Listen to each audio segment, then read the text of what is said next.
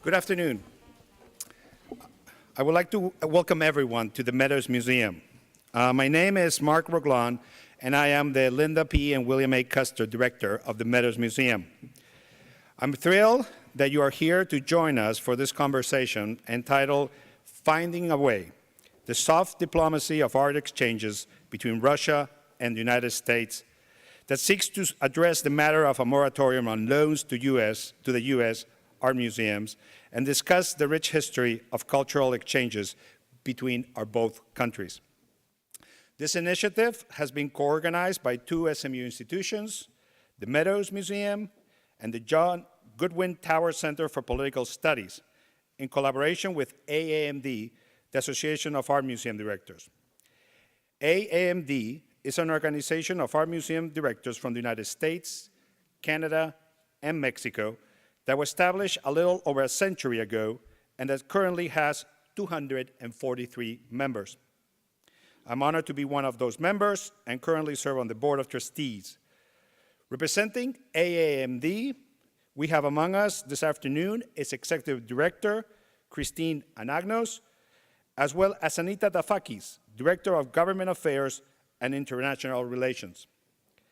Chris, it's great to have you here, as well as Anita, who has been constantly looking after this initiative, and without her tireless efforts, this program would not have happened.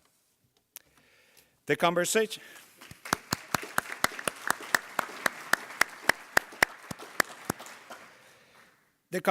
that will take place today should be understood to be part of a long-term initiative here at the SMU to create special programming at the Tower Center that aims to explore issues on art and politics. This idea was spearheaded by Jim Holyfield, professor of political science and director of the Tower Center, who invited me a few years ago to become a fellow in the center. Jim, thanks for all your leadership. I also wanted to thank the Tower Center brilliant staff, especially Luisa Del Rosal, its executive director, and Bora Lacey, Programs Manager and Director of Studies. Thanks go to you for all your efforts and helping coordinate everything related to this event. My gratitude also goes to the entire staff of the Meadows Museum, which has worked very hard to arrange the setting and events for this important gathering, and I would like especially to thank Bridget Marks, Associate Director and Curator of Exhibitions, and Robin Benson-Linnick, our Special Event Manager. Finally, I would like to thank all four participants in the program today. Coming from Russia, Mikhail Piotrovski, Director of the State Hermitage Museum in St. Petersburg.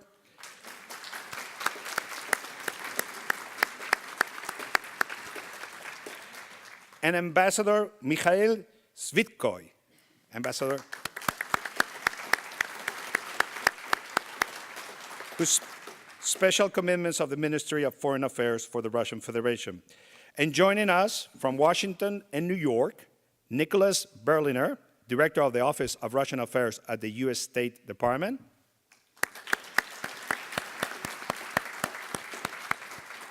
And Glenn Lowry, Director of the Museum of Modern Art. Thank you so much for making time in your busy schedules, making the effort of traveling from far away and being so generous to share with us your insight and knowledge of this important matter. Thanks again for everyone for being here with us today.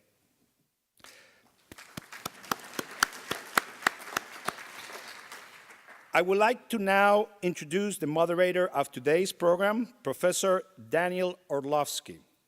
Dan is a professor of history here at SMU and the George Bouhe Research Fellow in Russian Studies. He coordinated a project on the future of Soviet studies at the Kennan Institute for Advanced Studies in Washington, D.C. The results were published as Beyond Soviet Studies. His latest work, A History of the Russian Provisional Government of 1917, entitled Russia's Democratic Revolution, is forthcoming.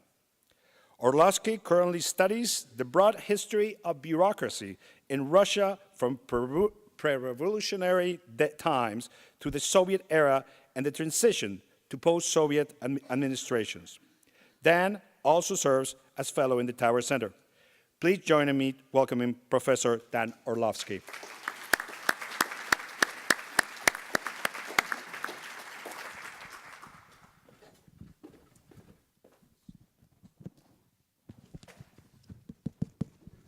Okay, can you hear him? Well, I'm delighted to be here. Thanks to you all for coming. It's a wonderful audience, I can see.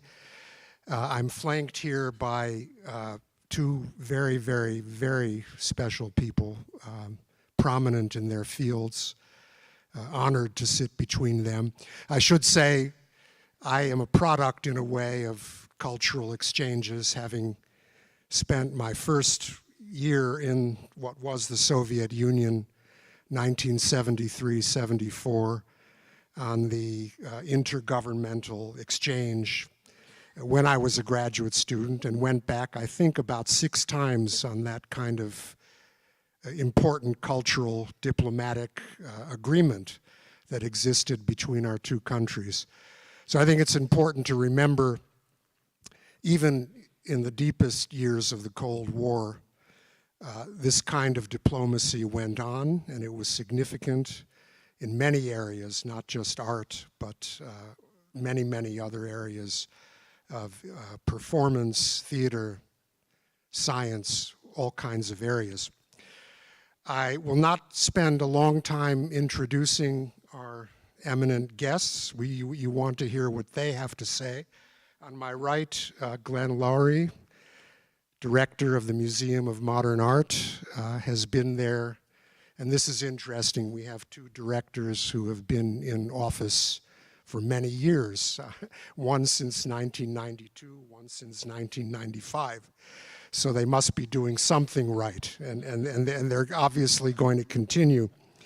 Mr. Lowry is noted as a scholar, as a denizen of contemporary art. He's done amazing work in building and renovating the Museum of Modern Art, raising a tremendous amount of money to accomplish these things. He writes in support of contemporary art and the role of museums in society, a major public figure on our cultural scene, and the author also of many works. On my left, Mikhail Borisovich Piotrovski, also an eminent scholar, an Arabist, someone who studied in Central Asia and the Middle East, has produced literally hundreds of scholarly works, has done a wonderful job, miraculous in guiding the Hermitage through the transition from the Soviet, just after the Soviet era. And by the way, his father was director of the museum before him. Some of you may not have known that. But I would focus on 1 or 2 other important things relating to Professor Piotrovski. One of them I learned today, that he was here first in Dallas in 1991 when we had that fabulous Catherine the Great exhibition. Some of you may remember, down at Fair Park, an extraordinary sending of all kinds of objects of art and material culture to Dallas, alas, late in the summer of 1991, and this was a very special thing. So he has been here before, involved with that amazing exhibition. And the other thing that you may not know, he's chairman of the board of the European University of St. Petersburg, an amazing institution, and he's been instrumental in leading the fight to keep that institution open and thriving. It is a Western-style graduate school of fine arts and social sciences and history, a really wonderful, thriving institution, and he's the chairman of the board of that, and they've successfully fended off the Russian government, the local authorities, and are back open for business. They had been closed for a little while, not allowed to give degrees. So I thank you especially, because this is an institution I cherish myself and have been involved in. So let's begin the discussion. What I want to do first is ask each of you to comment on the state of cultural borrowing, cultural relationships, United States and Russia, past, present, and future. If you could just say a few words about your take on the situation. Well, first of all, I just want to say what a pleasure it is to be here, to be with you, but most importantly, to be with Mikhail Shvydkoy, a really great friend that I've known for almost 2 decades and who has always been a source of wisdom and support. And so it's nice to be here on an issue as important as this. And to Mikhail Piotrovski, who has been a colleague and friend ever since I became a museum director, because we share a little-known secret. We are both Islamicists. And I don't know what it means that you have 2 Islamicists talking about U.S.-Russian diplomacy, but I leave it to all of you to ponder what that could mean. You know, I think we're at a strange point in that the relationship between colleagues, American and Russian, has never been stronger. We see each other with frequency, not just at the level of directors, but at the level of curators, scholars, researchers. There is a rich and I would say meaningful conversation that takes place on a regular basis and that has only grown since I've been in the field. And at the same time, at a kind of institutional level, that is at the level of borrowing works of art, exchanging exhibitions, it's never been more difficult. And that is for political reasons rather than professional reasons, at least in my opinion. Mikhail, along with his colleagues in Russia, have in the past always been extraordinarily generous with their time, with their collections, with their knowledge.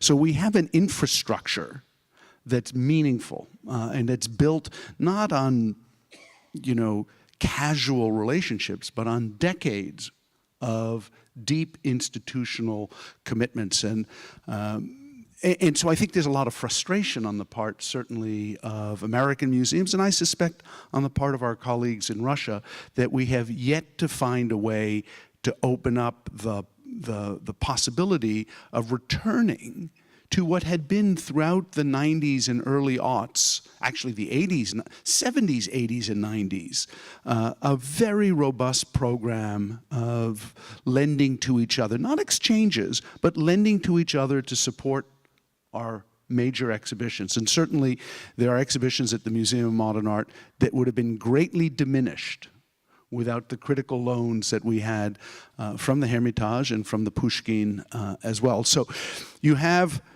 a strange moment where relationships at a personal level have probably never been better, and yet at the level of the institutions, and I don't mean director to director, but I mean entity to entity, have probably rarely been more difficult.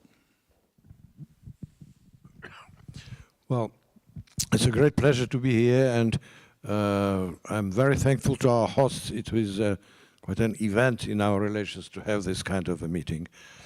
Some years ago, once upon a time, we had a visit in Hermitage. There was President Bush and our president visiting Hermitage, and at that moment, we had a picture from National Gallery in Hermitage. It was the famous Titian, the Venice with the mirror, a picture which has been in Hermitage, then was sold by the Soviet government to Andrew Mellon as part of this 21 painting which had been sold. And it was brought on the basis of the program which we had in the National Gallery to bring one after another of these pictures to be shown in Hermitage and to explain our rulers that the accession is absolutely always bad. You always see it in with the time that it was always a bad decision, the accession of selling your collection. But what was more important, when we have been talking about this painting and we were discussing that, and certainly I was I had the initiative telling, you know, having this picture in Hermitage means a impossibly high level of trust, because it's a delicate issue sold by the government, another government, and we are working on this. And they all agreed with me that maybe this trust and bringing this picture is even more important as the negotiations about missile they had at the same moment. They all agreed, and while the trust collapsed in missiles and in paintings, so we have to, I don't know about missiles, but in painting we have to rebuild it, because well, we have lost a lot of wonderful things we had. It's not just exchange of paintings and exchange. We have a lot of joint projects. Well, by the way, here, not only Dallas was one of the first places I visited in the United States, it's also, Texas was the last place, the place of our last loans in 2009. There were a loan to Kimball, Lorenzo Lotto, and there was a loan to Houston, big exhibition on Genghis Khan and his time. And here in Dallas and Fort Worth had one of the greatest friends of Hermitage, with whom we have developed a lot of wonderful joint projects also together. Terence Pillsbury, director of Kimball. He was running, participating, he was head of UNESCO project in Hermitage, extremely important one. Then he became the chairman of the board of Friends of Hermitage in the United States and the chairman of the International Advisory Board, which we have in Hermitage. It runs, it's one of the wonderful institutions. I'm glad to have here, we have to have Professor Michael Conforti, who is also a member of the International Advisory Board. As Max Hollein, also the member of our advisory board, he was invited while he was in Europe, and then he said that him being part of our advisory board helped him to become director of the Metropolitan. So all this kind of, Friends of Hermitage, we have here the president and director of the Friends of Hermitage in New York. So you're absolutely right, we have these infrastructures. We have tradition of big projects, Hermitage Guggenheim, not only in the United States, but also Hermitage Guggenheim in Austria, Hermitage Guggenheim in other places. We have had a lot of wonderful projects running. So we had, as you maybe do remember, Glenn, the project MoMA Room in Hermitage, which also, well, stopped now. So there are a lot of things which we have been doing together, well, joining our efforts, not only our collections, and all this is now in danger. It's still in danger. We can revive it, but we have to think how to do this. I hope, well, I hope that today some ideas will come out of this interconnection, and maybe we'll try to explain to each other the positions, because I think I'm a historian, Orientalist, Islamist. There is always a problem of different cultures and difference in cultures. And we have to change the words of memory, which is base of cultural studies, into dialogue of cultures. And there are some differences in American and Russian culture, which I think we have to overcome, because I think something of this is in the background of the problem which we have. Thank you. Would you say that's related to different attitudes about the law? Yes, I think also because it's a trust. For Russian, it's, well, just give me your word, and this is enough. I think in America, it's more, it must be legal, and if it's legal, it's enough. For us, legislation is not enough. Just tell us that the exhibition will come back giving me a guarantee, a personal guarantee. You've just learnt a great lesson between our two countries. I think it's the same thing which when President Reagan was telling, well, trust but check, something trust like but this. verify. Clarify. So it's доверяй, но проверяй. It's a Russian proverb. So in a way, I think we have to just understand how we can change this situation, and we can. And also one thing I think we have to have in mind, it's not just a normal or ordinary situation between Russia and America. It's a big philosophical issue, rights of culture. Culture has its own rights, which maybe can be more important than human rights. Culture must have its own privileges, taxing, customs, other things. And we are trying to get some documents on this, even in our museum community. We developed together with you and others in Bizot Group, and then with the government, indemnity, state indemnity for museums, immunity from seizure. All things are the privileges of culture. So we have to work on this, and if this concrete thing with our exchanges will be resolved, I'm sure it will be resolved. It will be to the benefit of the world in general. It's a general issue which is now became even more serious with all the stories of restitution here, restitution there, and once again all the exchanges, exhibitions are in danger. So we have to help the world, not just only our museums. Maybe another way of looking at that, I certainly agree in principle with what Mikhail just said, but there's a parallel to trust that needs to be in play, and that's volition. You have to trust your partner, but you also have to want to do something together. And I think what's broken at the moment is the volition, not between our two institutions or any other American and Russian institutions, but at the meta level of government to government. There's nothing substantive that precludes the possibility of Russian loans coming to the United States or American loans going to Russia that volition, in my opinion, can't resolve. But until, and we may be at, and you would certainly know far better than I, and Misha, of course, at some strange inflection point in terms of our relationship as countries to each other that makes this very difficult to resolve. That there are moments, I think, when it is possible to accomplish something because the parties trust each other and there's a kind of momentum to move in a positive direction. And there are other times when there are other forces at play that make that difficult.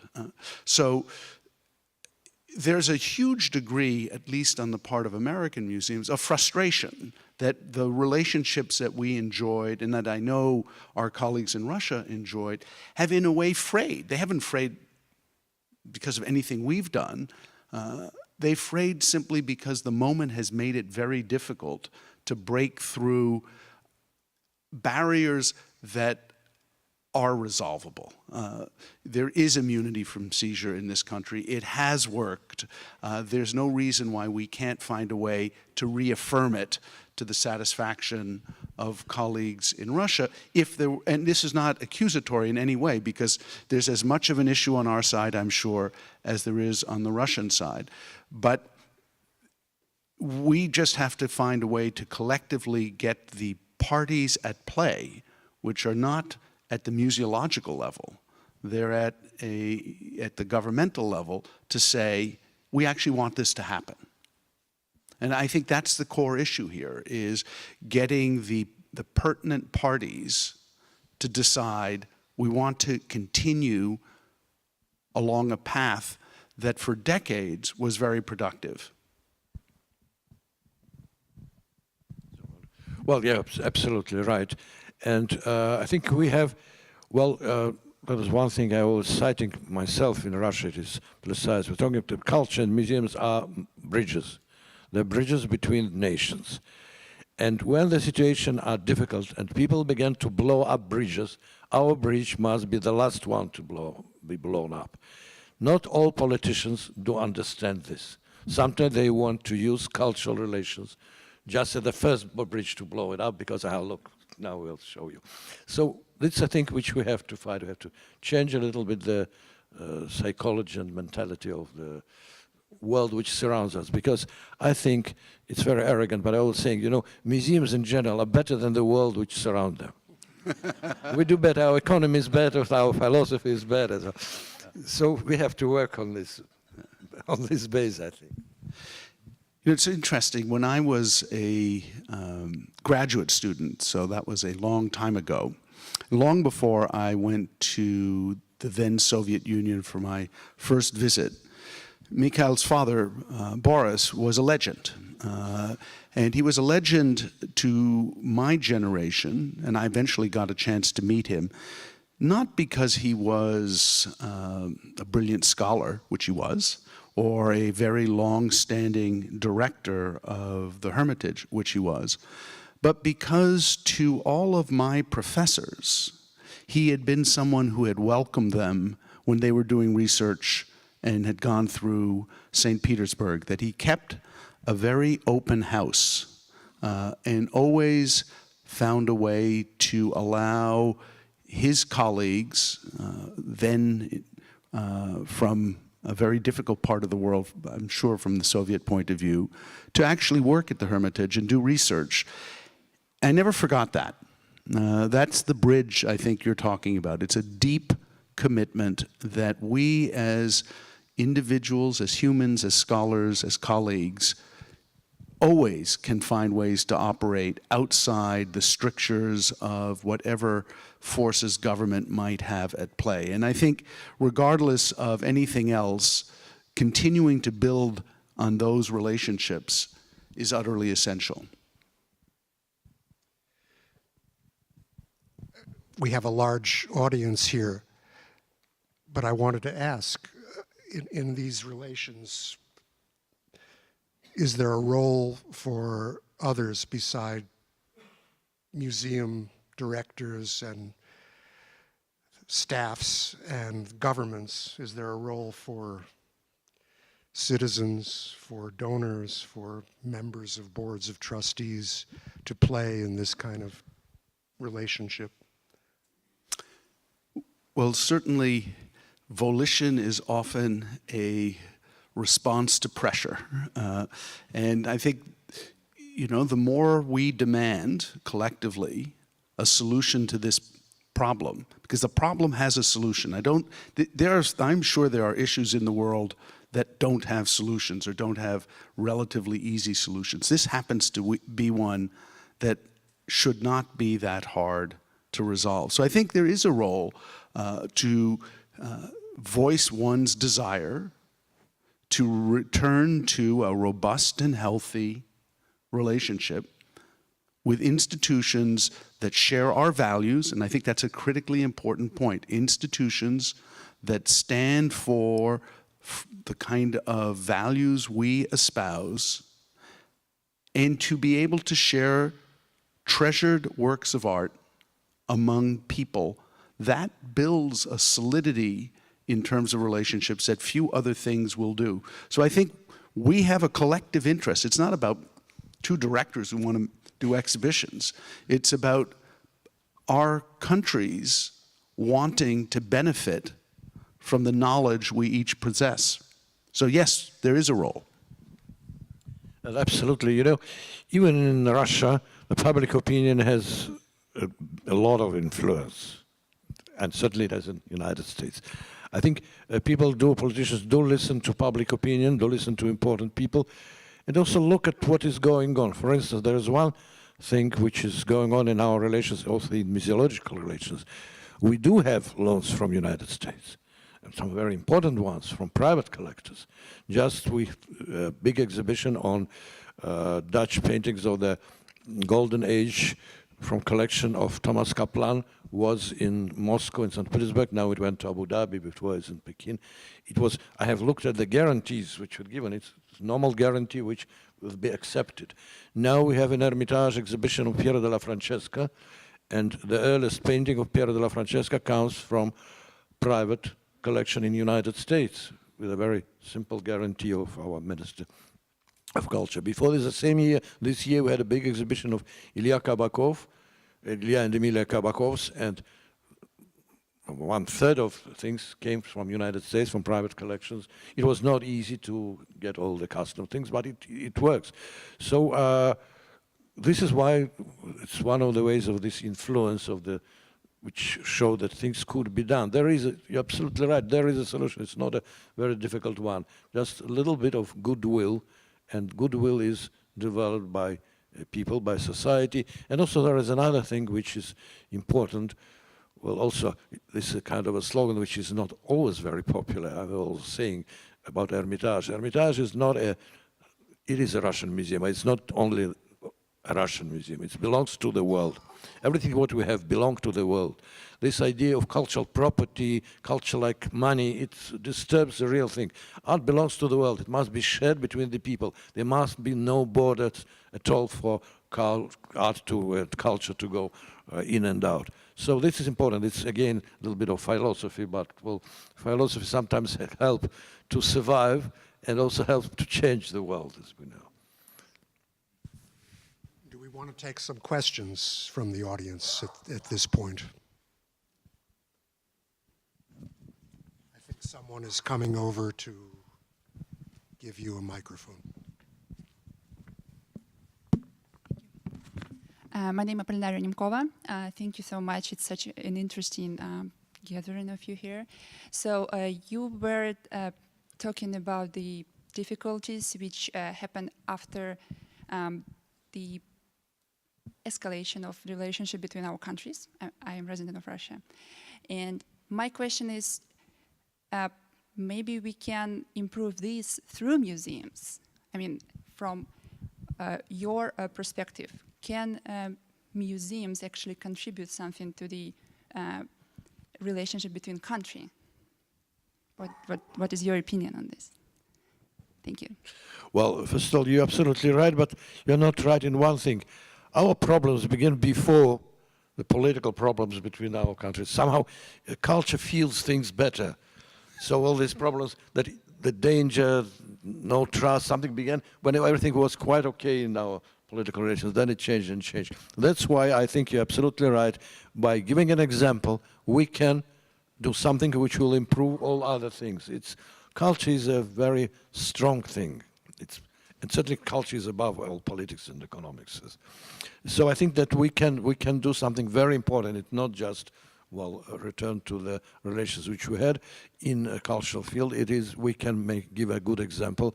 And that's why this meeting and I think some other meetings are so important, because we can't find a recipe now what to do, but we can try to discuss what could be done in principle. We can do prepare some documents of guarantees which will be based on difference and unity of cultures, something which will be between us, and then maybe it will be a good base for the agreements on other things. We can make pointed exchanges, one painting for one painting at the same time, maybe on the Glinica Bridge in Berlin, just one here, one there. And well, it's possible. We discuss this kind of exchange just to show, to demonstrate, to show that it could be done, and maybe if we do something, we have to do it with a lot of noise and publicity, just to show things. There could be also other recipes based on our joint will. When people around will see that there is a joint will of Russian and Americans in the cultural field, and trustees and donors, very influential people. So it will help very much. As I told, will help humanity, not only us. Sorry for being so arrogant, but we need, defending ourselves, we need to be. You know, the interesting thing is that there's the old scientific principle that for every action there is a reaction. And the trigger that created the current impasse was in a way a mistake, something that could have had a much different solution if it hadn't, in the end, ended up in court. And this is a dispute, really, between two different sides of a religious order. One that ended up in New York, one side ended up in New York, the other side, I think, ended up in Moscow. One ended up with the library from I think they were originally in Germany, and No, there have been two. There have been the library and archive. Library was always in Moscow. Archive was in Germany, then taken by Russian troops. So it's two very different kinds of. In any event, it was a lawsuit trying to regain that material that was filed in New York that created a kind of ripple effect that now, virtually 10 years later, after dozens of efforts on the part of many people to find a resolution, has led us to an impasse. Had nothing to do with the exchange of culture. It had nothing to do with loans between institutions somehow breaking down. It was a lawsuit that was never intended to resolve or to even get into the territory of cultural exchange. And yet here we are because of one random event in this impasse. And so it's a good reminder of the law of unintended consequences, and that one should never end up in court. It's not actually a good place to be. Well, it's one random event, but playing out in the context of relations between two great countries, two great powers, and that is a much more problematic issue that's sort of dictating, in a way, what's going on. Of course, that's a long trope in Russian history and culture and relations with the West. That is the whole question of Russia and the West. But we don't have time to go into that tonight. Another question from the audience.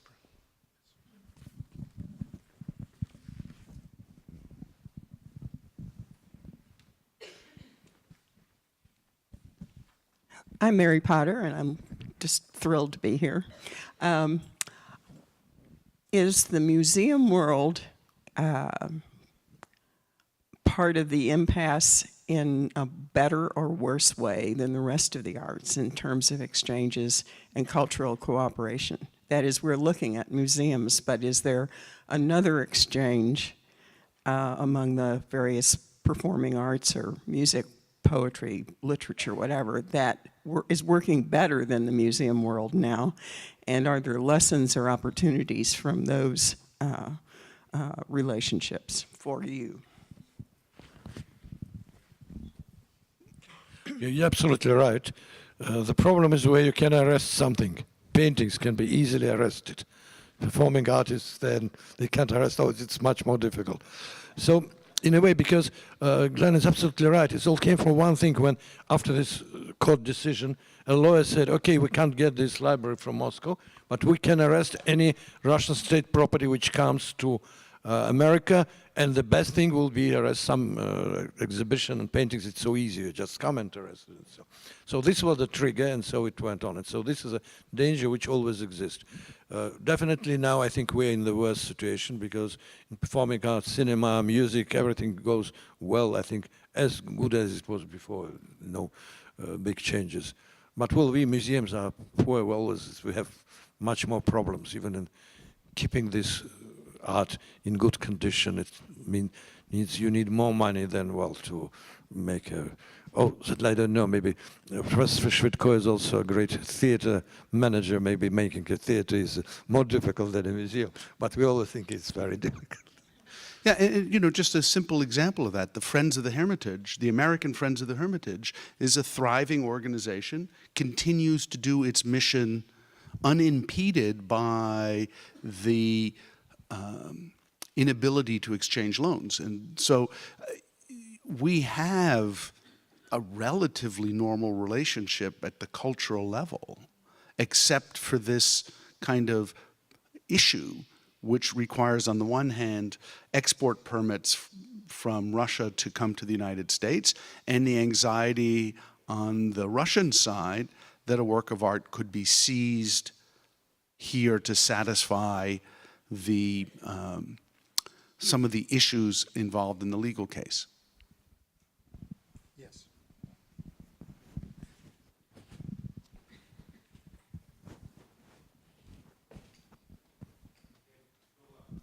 Visited in about 1990 the Hermitage, and I was struck by the collection, wonderful collection going up to about 1917.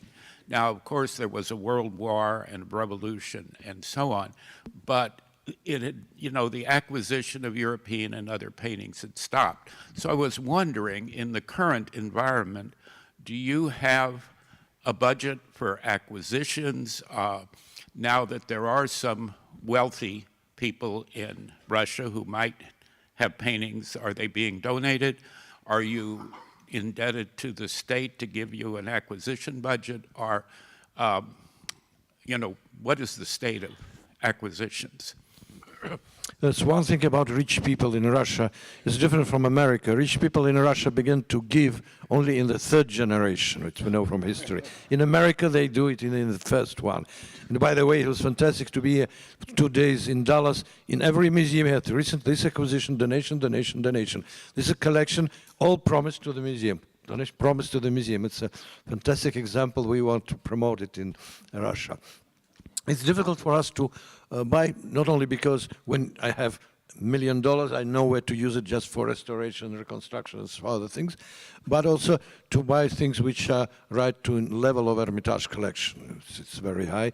So we do have acquisitions, we do have budgets, we do buy. We have now endowment because before we didn't have no right to have endowment. Now we have a right for the state institution to have an endowment. And we earn some money, and we just recent acquisition, we decided that the endowment money will go to acquisition. This year we bought a big picture by Anselm Kiefer and a Bill Viola, contemporary art. We have people who do donate us money, art. Our chairman of our board of trustees, Vladimir Patani, donated us Black Square by Malevich. We have the state donating us and giving us gifts which come from certain mecenes and donors, but through the state and the president. We have some beautiful Fabergé eggs. Rothschild egg, famous Rothschild egg, was donated to Hermitage. Just recently, Field Marshal's stick of Alexander II was bought in Europe and brought to Hermitage and given to Hermitage by the president. So we use different ways. We used once, it was some years ago when President Yeltsin was running for his last election. We asked him to come to Hermitage, and he signed a wonderful decree putting Hermitage under the direct patronage of the president. And also he signed there was in the text that in 2 years after the election, they will give us money, a big amount of money exactly for acquisitions. We thought it will never happen because, people before the election, everything is promised.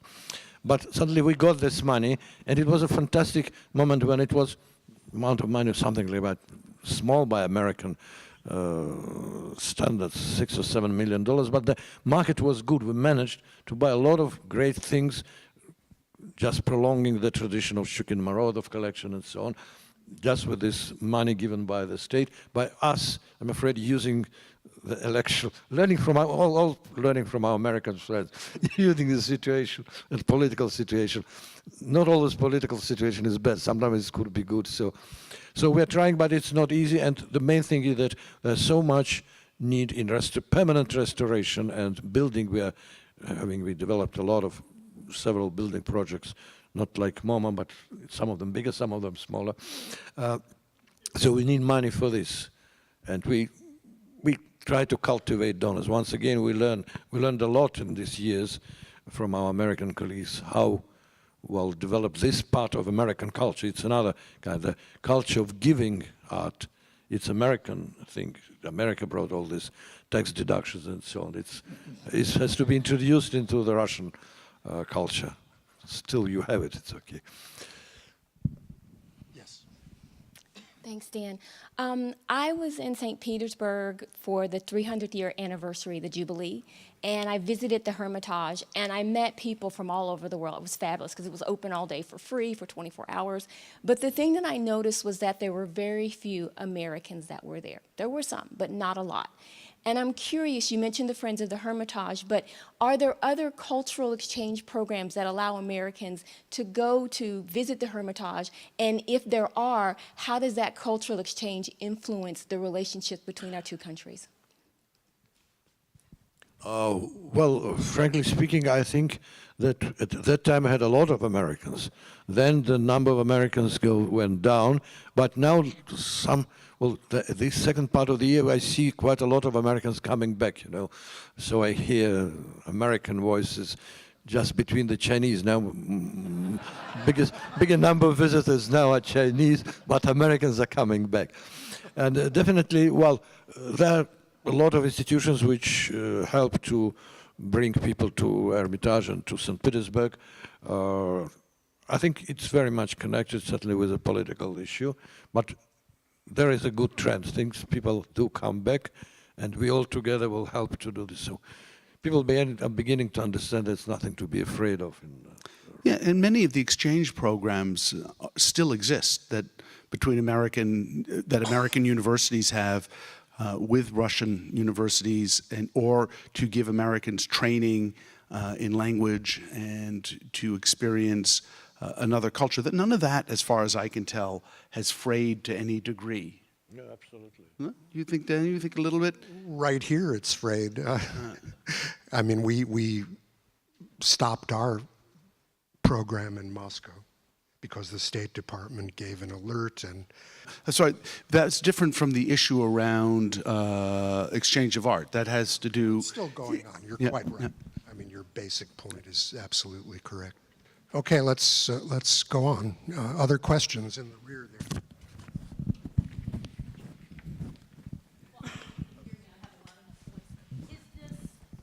Problem that you noted with this court case between America and Russia, does it bleed into all countries, or is it specific? Is it specific to just U.S. and Russian, or is America now pissed off the rest of the world too again?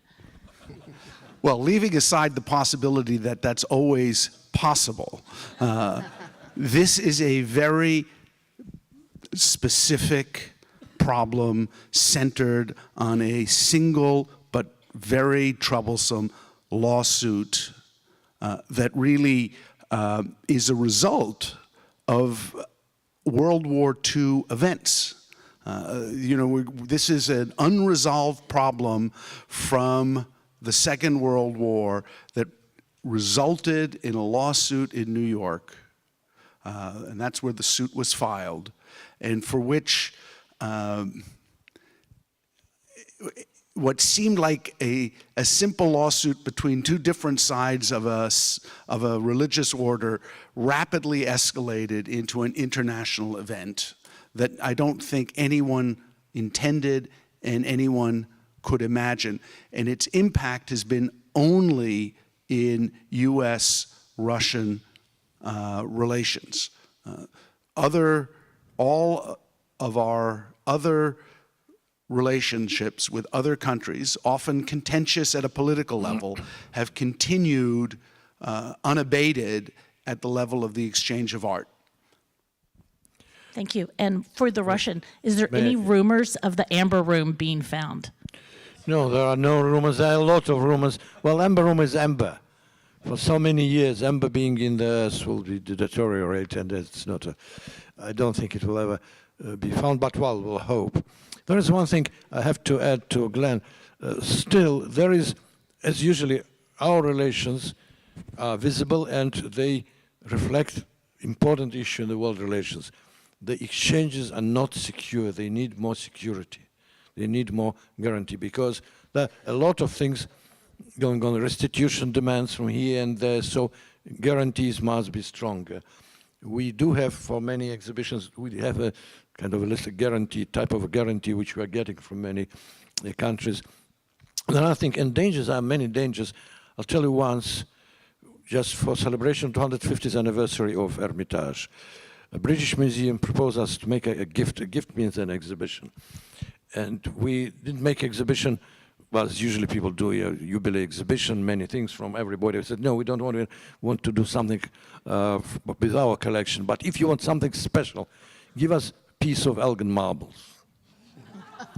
Board of Trustees of British Museum, and it was time when our relations with Britain had been already very, very low, unanimously decided they are giving it to us for exhibition.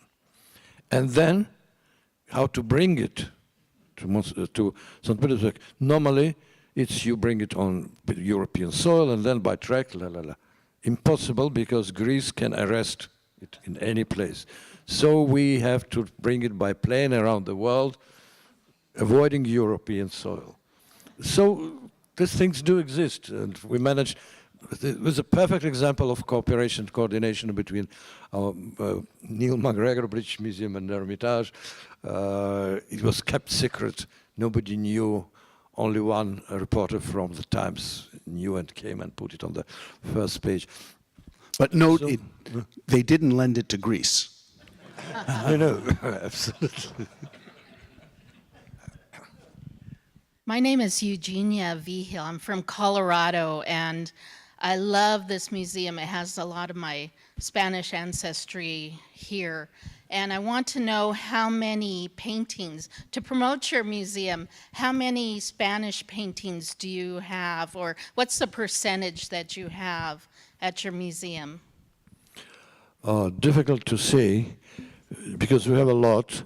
I don't see you have those pictures. When he says a lot, you have to understand that's a lot. That's not just Well, a lot by our standards. That's a lot by We have a global big hall standard. full of Spanish paintings. By the way, there are two Murillos of the same series, which this one, Murillo is here. And when we have satellites of Hermitage. The one of the biggest one is Hermitage Amsterdam. When we made in Hermitage Amsterdam big exhibition on Spanish art from Hermitage. Some of colleagues here have seen the exhibition in Amsterdam. So something like 60, 70 paintings, big paintings went there. And from the reserves, we brought other paintings. So the room was still full of Spanish paintings.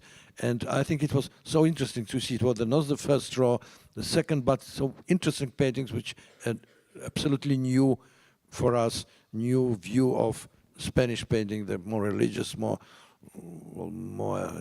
exotic, something, well, difficult to explain.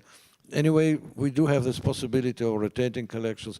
Our Spanish collection is quite good because 2 or 3 collections have been bought in Europe after Napoleonic period. And, you know, there are some people who say that the Museum of Modern Art is the house that Picasso built. We have enormous holdings by artists like Picasso, Miro, Juan Gris, that form the bedrock of our collections. So Spain is very much alive, even into the 20th century and 21st century. What can you say about Russian art in MoMA? Well, it's probably one of the core aspects of our collection, and one of the areas, interestingly, where we have been able to grow our collection substantially in the last decade. So we have an extraordinarily important group of Russian avant-garde painting, sculpture, and design. And that has been at the museum really since the 1930s and was strengthened and built into the 40s and 50s. But in the last 2 decades, we've been able to expand that dramatically with Russian avant-garde books, illustrated posters, and now with the acquisition of the Merrill Berman collection, with a remarkable body of drawings, collages, photomontages that now positions us as probably the single largest holding of Russian avant-garde material outside of Russia, and possibly even including Russia if you take a single institution. It's a core area of interest. Well, and here we have a problem because our collection of American art is very small. It's some good Rockwell cans. There is one big Rauschenberg tribute and some other things, but very few. We are waiting for a good, big American donor to donate us a good collection of American art. Are you volunteering? The question.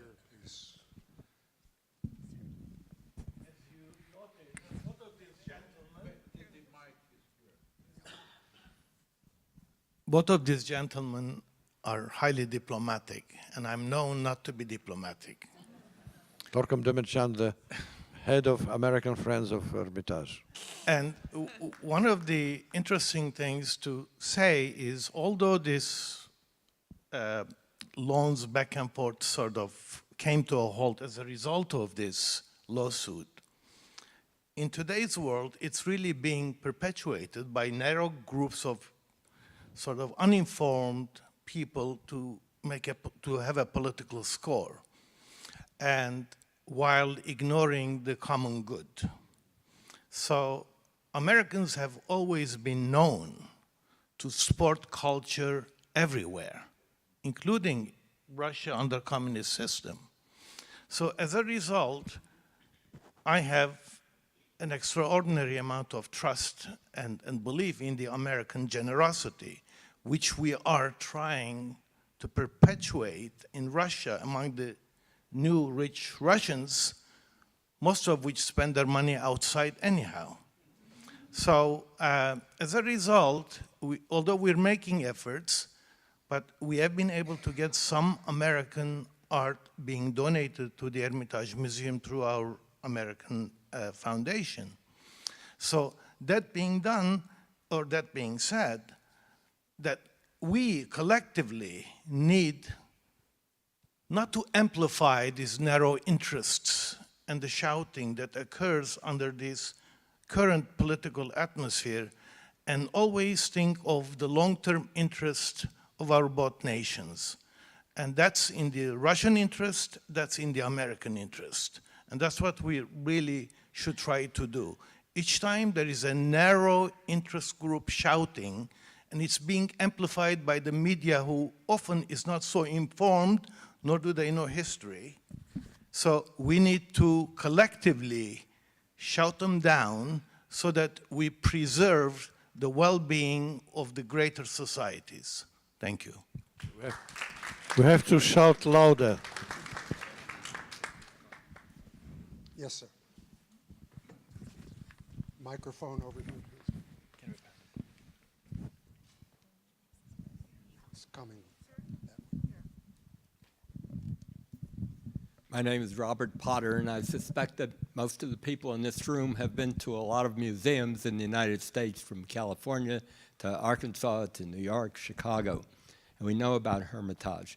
Would you give us a little lecture on museums in Russia other than St. Petersburg and Moscow? How many, how are they funded, how are they structured?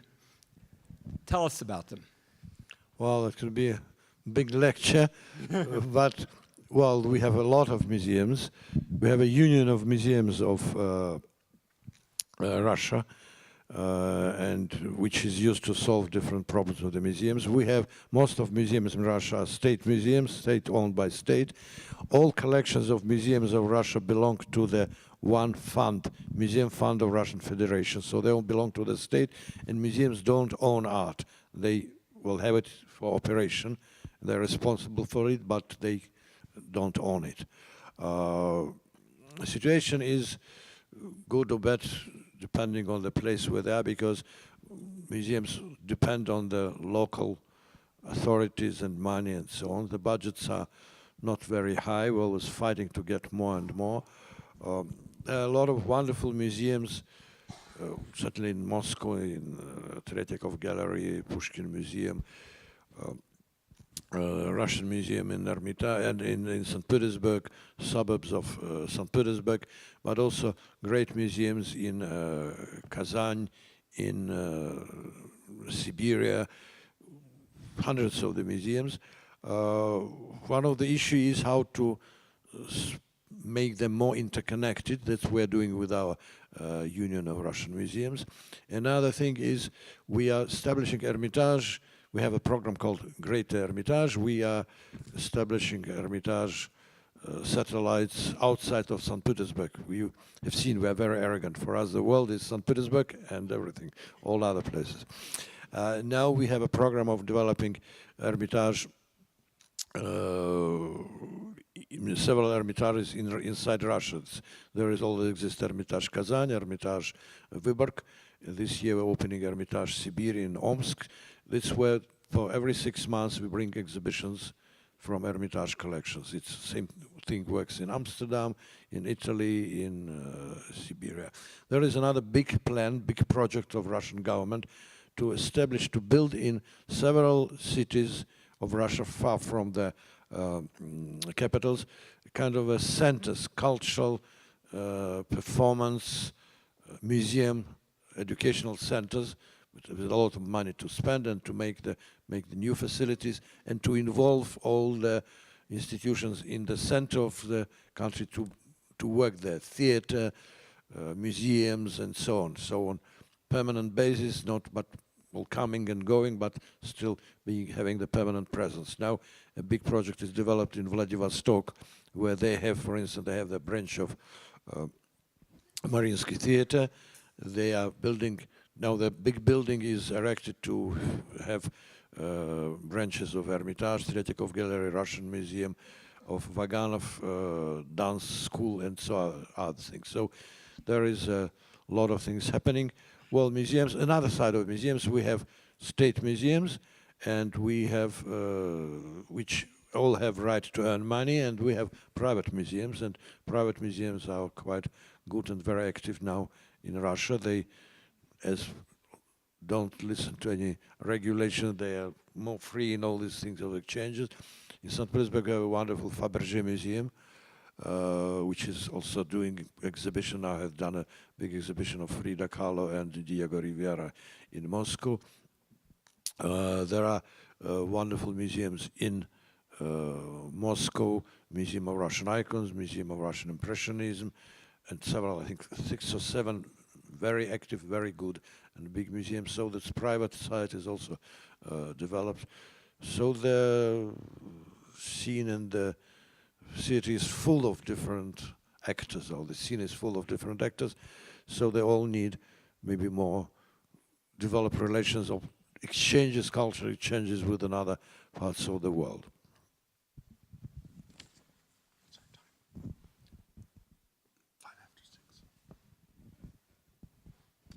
Okay, we have time for another couple of questions. Good evening. Thank you for making the trip here. I think it's wonderful that people come all the way from New York and St. Petersburg and Moscow and Washington to Dallas, from all places. So let me ask you a tough question to justify the trip that you made here. How can museums thrive in a world that is increasingly more nationalistic, more fragmented, less cooperative? So the matter that we are discussing between the US and Russia could be an accident. But while you were speaking, I was looking up some evidence, and I saw that in December, Italy's highest court decided against the Getty Museum in Los Angeles and demanded the return of a 2,000-year-old statue that the Getty says is not Italian property, and they have no intention of returning it. In October, the government of Egypt demanded the return of the Cleopatra needle that has been standing in London for 200 years. Now, Mikhail Borisovich also reminded us a conflict between Greece and the UK, and of course, there are African countries that demand the returns of exhibits from French and German museums. Is the world becoming less hospitable to artistic, museological cooperation? How many hours do we have? So it's a question that all of us in the field talk about all the time. And it's not simply the issue of restitution, because restitution has a process by which it can be adjudicated. Perhaps not to everyone's satisfaction, but at least there are processes and laws that enable resolution to be found. But behind the issue of restitution, there's the question of national identity and politics, which is a far more complicated and I think pernicious question. We live in a moment of fragmentation and anxiety, and it's not unique to the United States. We see it happening around the world. And one of the manifestations of that, of course, is a form of cultural assertion by the demand for the return of objects, often of very high profile, that somehow conform to an idea of national identity. This has nothing to do with another form of restitution, which has to do with the Second World War and the Holocaust, where the issues are far murkier, or if you wish, far more present than events that happened 200 or 300 years ago. At a museological level, that is between institutions, we are of course concerned about these demands, But in terms of our research, our scholarship, and our willingness to work with each other, we are, and I mean this in the broadest possible way. This has nothing to do with one institution in the United States or one institution in Russia or one institution in Paris or Benin or Sao Paulo. We are collectively engaged in a cultural enterprise that believes in the free exchange of ideas and the free exchange of objects. Mikhail said that the art in the Hermitage belongs to the world. I don't know that I would frame it quite the same way, because it implies a certain set of conditions that have other ramifications. But what I do believe is that the free exchange of ideas and objects leads to knowledge and compassion, and ultimately understanding. And that's where museums play an enormous role.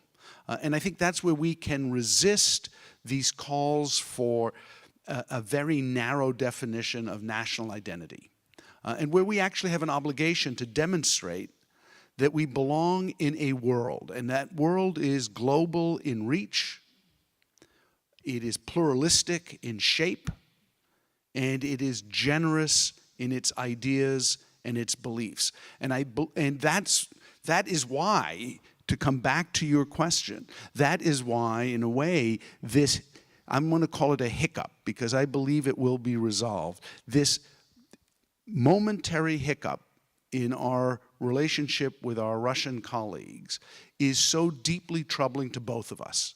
It's not what we believe, it's not what we want, and it's not where we want to go.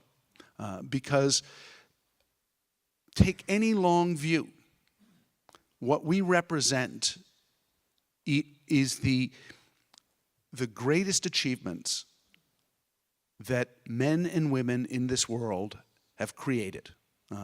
And our ability to share that across generations and across nationalities is what gives us meaning. May I add something? It's a very important issue, and it's an important part of the mission of the museum. The museum is not just to entertain people. One of the missions of the museum is to protect this unity of the world, cultural unity of the world, to show that different is beautiful. If something is not like you, it could be beautiful, and you must understand it.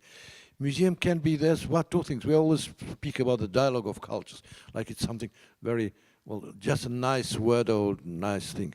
No, dialogue of cultures is a fight. It's fight against wars of memory, because even each museum can be the place for the wars of memory.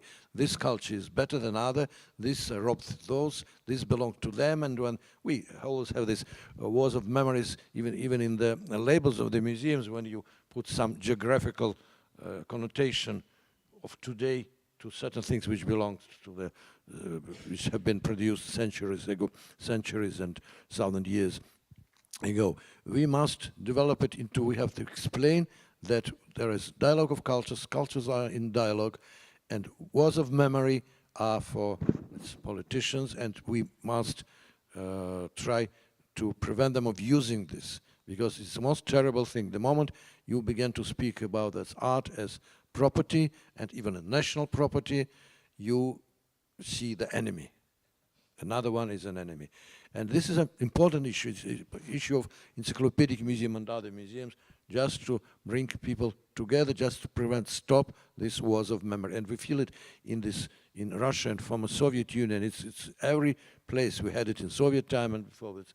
Well, all these national cultures, you develop them, you help, and then suddenly comes, instead of friendship, you see that one culture is opposing another one, and you have to explain, and explain in a museum way, not just strictly, not with a police way, explain with art, that Spanish art must be shown in America, because Spanish art is so great, not only because there are Spanish people here living here, because Spanish art is so great, so every person in every world must know Spanish art. And art can't be understood through television or computer. You must see it directly. So that's one of our missions, and it's a very important issue. We are really important for the world. Well, with that, I think we'll thank our panelists and the audience. I think it was a splendid discussion. We'll move on to the next panel in a moment.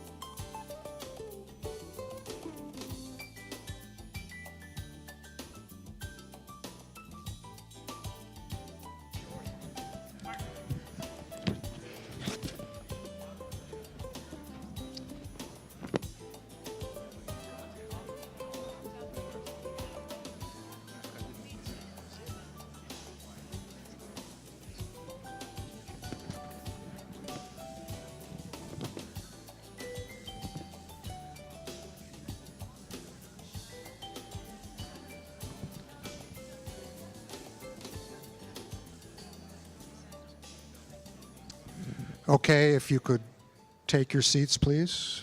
We can continue the program. And now it's a great honor to introduce our second panel, a distinguished panel of diplomats. And on my left is Professor Mikhail Shvydkoy, who is the Presidential Special Envoy for International Cultural Cooperation of the Russian Federation and is attached to the Ministry of Foreign Affairs of the Russian Federation. Also a scholar, also an academic, also a public personality, a professor of theater history, a member of the Academy of the Humanities, a member of the Russian Writers' Union, and the Union of Theater Workers and the Union of Journalists, has written books on drama and theater, foreign theater in the second half of the 20th century, and a lot of publications in the periodical press in Russia. We're delighted to have him here. And on my right, Nicholas Berliner, who's the director of the Office of Russian Affairs in the U.S. State Department. And he's been at that post since August of 2017. He had served in a variety of places in former Soviet space, Tbilisi, for example, in Georgia. We were talking at lunch about Turkmenistan, which is quite the place. Probably not many of us have been there. And he has been working as the Director of Central Asian Affairs in the National Security Council in the White House, where he coordinated U.S. policy towards Central Asia. He has also served in the U.S. Embassy in Kabul.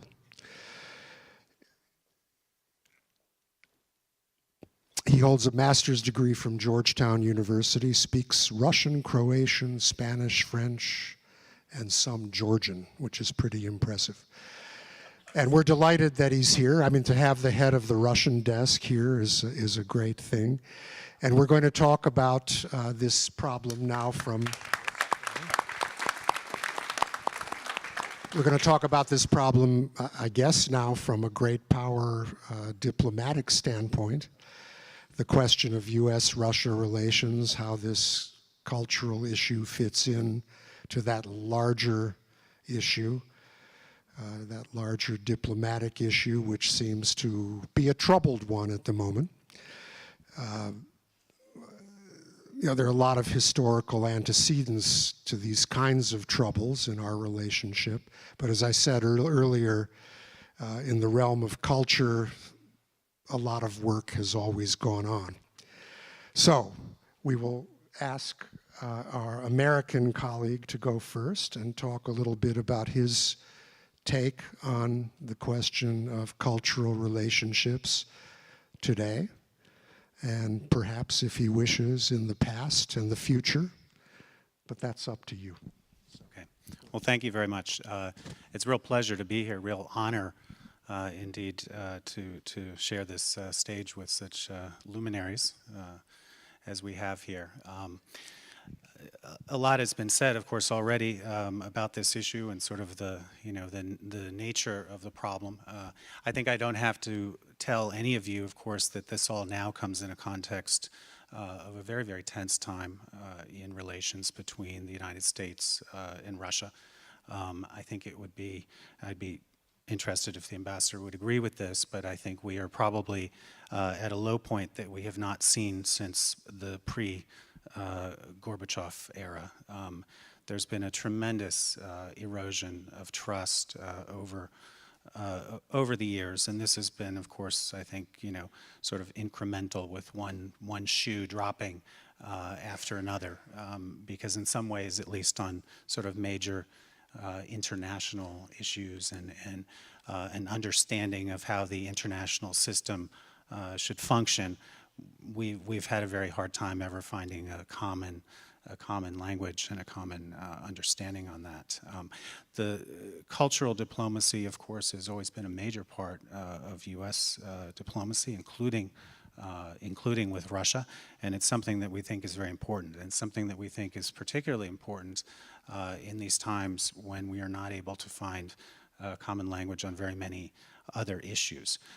So I can say, sitting here and speaking on behalf of the Department of State, that we unequivocally support art loans and support cultural exchanges.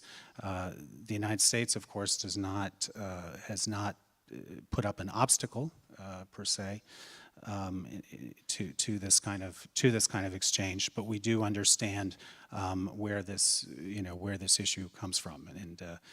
But it's been said there's also legislation in place in this country that's been in place since the mid-1960s that does protect sort of the sovereign property of other governments, and we consider that this has been tested and it has been indeed upheld over this time. So, we hope that we can find a resolution to this issue and really to resume art exchanges as part of a broader, we think, resumption of cultural contact between our two countries, which there was a question that came up earlier as to whether or not this has suffered.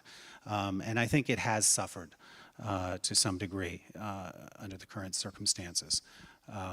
And there have been, I think, steps, to be fair, things have happened, of course, on both sides. But going beyond art, there's been certainly in Russia, as we see it, a curtailment of the ability, for example, of the U.S. Embassy in Russia to reach out, to facilitate exchanges. These types of things have been narrowed as they concern, for example, high school students and this sort of thing. So we have a lot of, we have a lot of things to talk about when we can sit down and talk about these, and hopefully, as they say in Russian, we can postepенно start to rebuild trust, and this would certainly be a good place to start. Thank you, Nicholas. Thank you, Mr. Berliner. For me, it's a big pleasure and a big honor to be here. This is a wonderful place, and South is, I'm sorry, my English not Oxbridge, but I try to be understandable. This wonderful university and wonderful museum, and I think I first time in Dallas, and this a wonderful place. I think a friend of mine live here more than 45 years, and they said this is not paradise, but somewhere near paradise. And I feel that just one day, but I'm feeling that I'm somewhere near the paradise. It's not a bad feeling, you know. Thank you, Glenn, Mr. Lowry, and Mr. Piotrovski. I'm a little bit jealous of them because they're absolutely. You must understand, the director of museum, there's some kind of kings in the democratic society, you know. They're absolutely free, they're absolutely relaxed. They know they are, everybody knows around them that all directors of museum is the empire. This is a normal position. We are much more shy guys together with my colleagues from the State Department because we work in the frame of the diplomacy, not soft diplomacy, from time to time, a strong diplomacy. But, you know, unfortunately, you know, I'm first time I came to the United States in the beginning of the 80s. This was a period of Cold War. The Soviet Union was in a very pessimistic position in society, and everybody expects some exchanges. This was a period of Cold War, but Cold War has some rules, you know. Contemporary world much more complicated, of course, because the old rules not work and new rules not created, and this is very hard times because appear new players in this world. In the beginning of 80s, were just two superpowers, the States and Soviet Union. Now appear a lot of the new figures on this political and diplomatic desk, and appears, I repeat again, a lot of varieties problem. But unfortunately, we have today is not so well period in Russian-American relations. Of course, you know better than I. And I think this not well for culture people too, because of course with culture, I agree with Professor Piotrovski, the culture over the politics and culture much more important. But the politician not listen to these words, you know. Of course, the culture people say, well, culture is important. The politicians say, yeah, what? And this is one of the problems. But, you know, I will say that culture has a great meaning in the contemporary world, of course. And this is very important for all of us. This American side and Russian side understands the culture exchange, culture, educational, science, people-to-people exchange, youth generation exchange, sport, is very important. It's very important because it's a unique area where we keep relation not between states, we keep relation between nations. And this, in history, this is much more important when you keep, because the American nation, Russian nation will exist, I hope, many ages and maybe thousands. And in this case, the political life will be changed. I remember about a wonderful relation between American and Russia, and this was a brilliant period in the 90s and in 2000s. And we have a special culture commission between the State Department and Foreign Ministry, and my colleagues, the real great lady from State Department, Judith Mikhail, was a chairman from the American side. Now, of course, the situation is absolutely different, but, you know, if we look on the real life under the political level, you look that everything's the same. Mr. Piotrovski said about this, and Glenn said about this. The same concert in the Carnegie Hall with Russian music, musicians, the same Mr. Gergiev, conductor in the Metropolitan Opera, and the same Netrebko sings in the somewhere in a Kennedy Center, etc., etc., etc. You're feeling the same in Texas too, because Dallas, Houston is a place where the Russian musicians present their arts very often.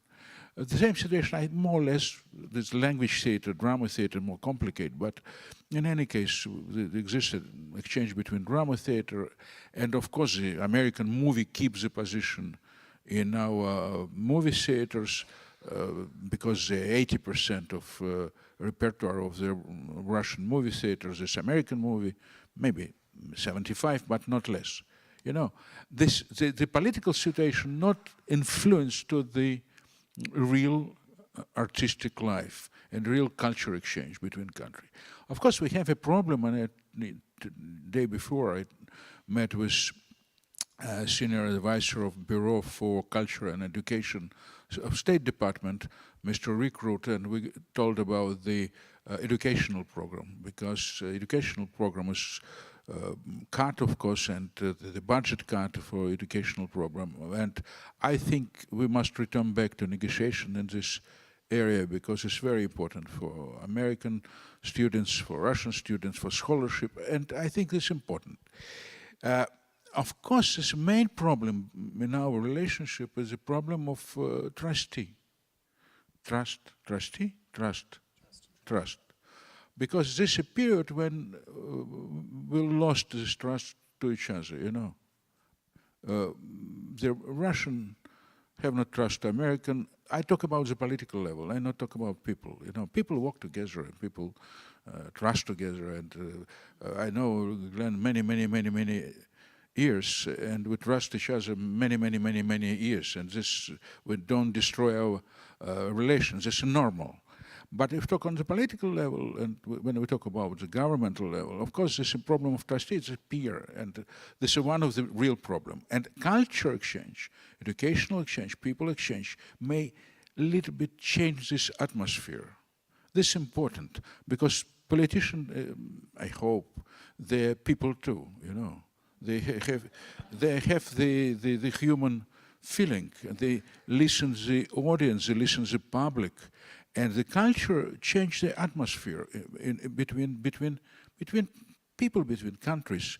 You know, one of my favorite, the Austrian writer, Robert Musil, when somebody asked him, what you're feeling after the arts, what people keep after the arts, he said, people feeling the changing in their soul, you know. And if we give the culture exchange and people will be feeling this changing, this is very important, you know. Because when I came to MoMA or when I came to Hermitage, just 1 hour visit, I feeling as I changed something in myself, you know, this is important. And for political relations, I hope this may be important too. We have a problem with our colleagues. They are very gentle and very tolerant. I'm not diplomat. I'm not career diplomat. I'm sorry, but I will be absolutely, and my English is bad. In this case, I will speak very directly. We have a problem. In the 2010, the judge of the federal judge from the Washington, D.C., made a solution about the ownership of the Schneerson Library. In Russia was a Rabbi Schneerson. He has a lot of the rabbis. This collection this library maybe beginning in the early 19th century. And many rabbis make marks on the books. The books is very, it's a regular books. It's not in Kunabolas or it's not something rare. But this marks of the rabbis, this have a very big religious value. This library never left Russia, never. Mr. Piotrovski said archive of Lubavitch Schneerson they moved from Lubavitch to Riga during the World War II. After from Riga moved to the Germany. From Germany, this archive returned back. And before this court decision in 2009, I have many contacts with Agudas Chabad community from the middle of 90s. Because I work for Gor Chernomyrdin Commission. This was an intergovernmental commission, and the chairman from the American side was the Vice President Gor, and from Russian side was Prime Minister Chernomyrdin. And the topic of the library, Schneerson Library, was one of the important topics, and Mr. Gor has his advisor for the national security, Lion Fert, if you remember him, and we discuss about this topic a lot of time. I'm sorry, I'm finished now because this is a long, you know, as Bible. You have a lot of time. Yeah, as a Bible, you know.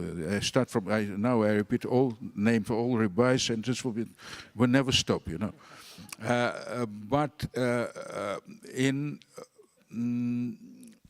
And I talk with Agudas Chabad people, and we talk with them. I told them, I explained them, if you want start negotiation, maybe we decide this question, etc., etc.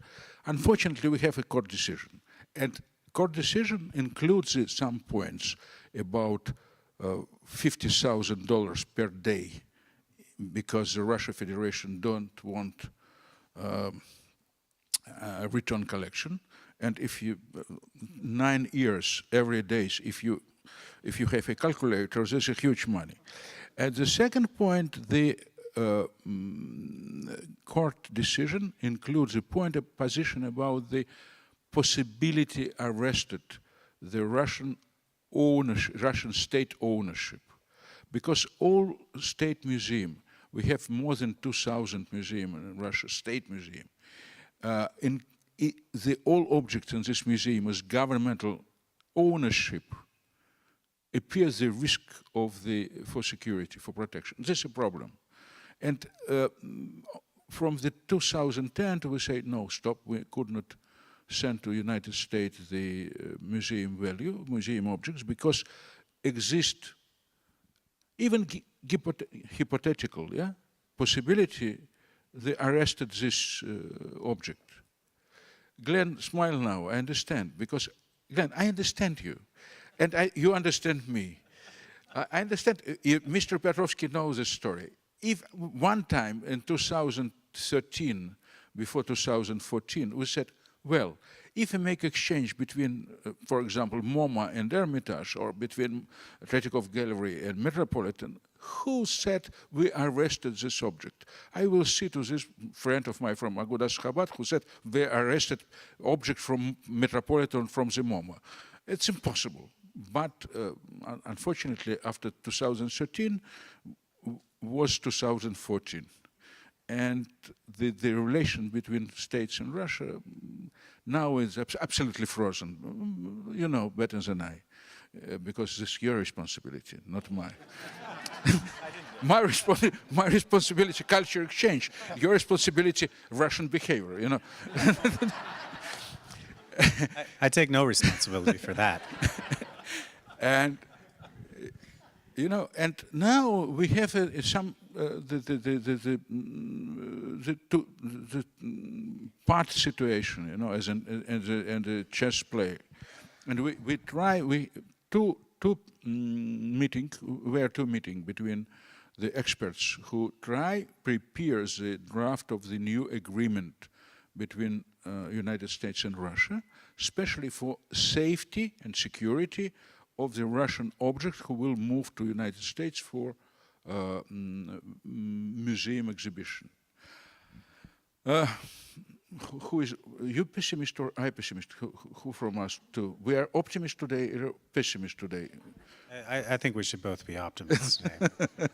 And you know, 2 days when I met with Mr. Recruit, and this is senior advisor of Bureau for Culture and Education in State Department, he said, I am optimist because we agree about the 19% of this agreement about 10% every time is more complicated, we will see what we'll do. Because if we find compromise between and prepare these papers, and we start new period in inter-museum relations, this will be very important things for all atmosphere between Russia and states. Believe me.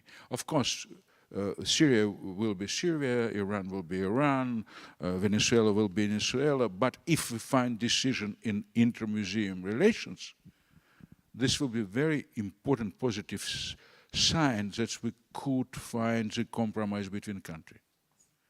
This is my point of view. You know, today I was written small article in our governmental newspaper about today meeting, and the final was very simple. I remember the Ben Gurion, Prime Minister of Israel, sentence. He said, if you want to be realist in politics, you must believe to miracle. And I believe to miracle, you know.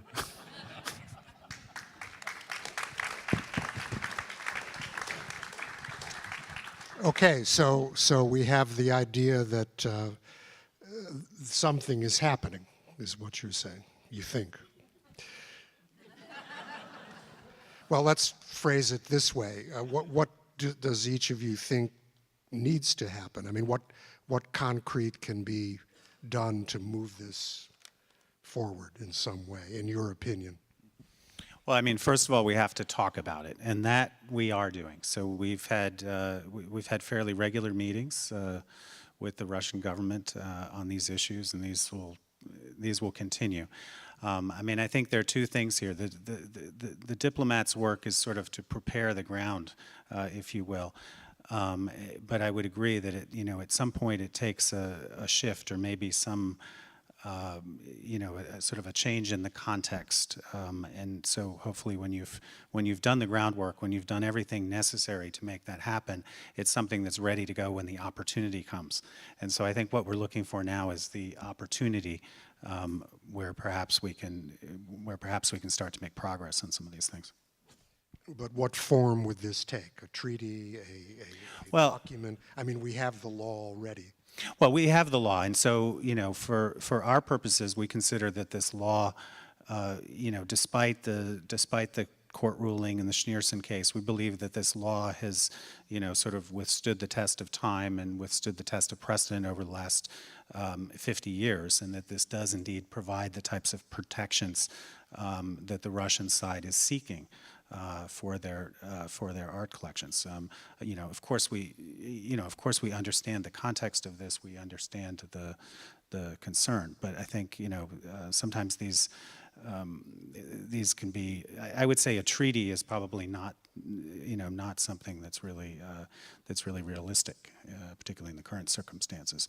But these can be agreements when there are intergovernmental meetings, when there are high-level meetings. I mean, again, we're going to have to move at some point out of the current context where it's not only art loans that are frozen in U.S.-Russian relations. I mean, in many areas, our contacts, unfortunately, have been much reduced because of events and because of circumstances over the last few years.